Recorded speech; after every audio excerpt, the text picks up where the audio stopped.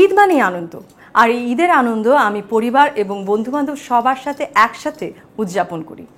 আমার কাছে ঈদের দিন মানেই হচ্ছে সকালবেলা আমার বাড়িতে আমার শ্বশুর শাশুড়ি ননদ সবাই মিলে একসাথে নাস্তা করা থেকে শুরু করে তারপরে প্রিপারেশন শুরু হয় যে কার বাসায় যাব, কতখানি সালামি পাবো এবং কতখানি সালামি দিব। এবং আসলে ঈদের এই আনন্দটা মনে হয় যে দিন শুরু হতে হতে হতে না হতেই শেষ হয়ে যায়।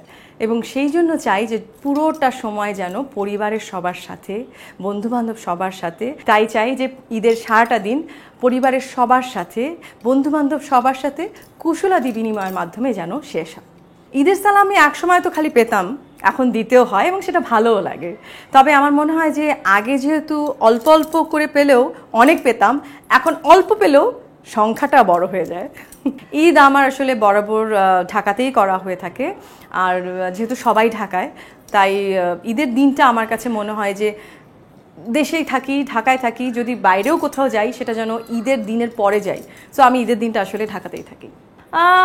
ঈদের আনন্দ আমার কাছে সবসময় একরকম। বলবো যে একটু পরিচিতি পাবার পর যেটা হয় যে আসলে আমাদের কাজের ক্ষেত্রে ঈদ মানে আমাদের কাজের প্রেশার অনেক বেড়ে যায়। তো আগে যেটা ছিল যে ঈদ মানেই শুধু নতুন কাপড় কী পরবো, নতুন জামা কী হবে, কিভাবে সাজবো, সেই ব্যাপারগুলো ছিল যখন ছোট ছিলাম। এখন যেটা হয় যে ঈদ মানেই কাজের অনেক অনেক লোড।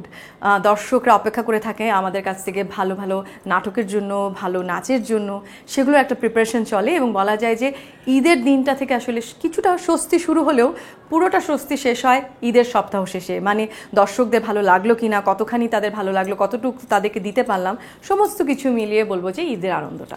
সবাইকে ঈদের অনেক অনেক শুভেচ্ছা। ঈদ মোবারক।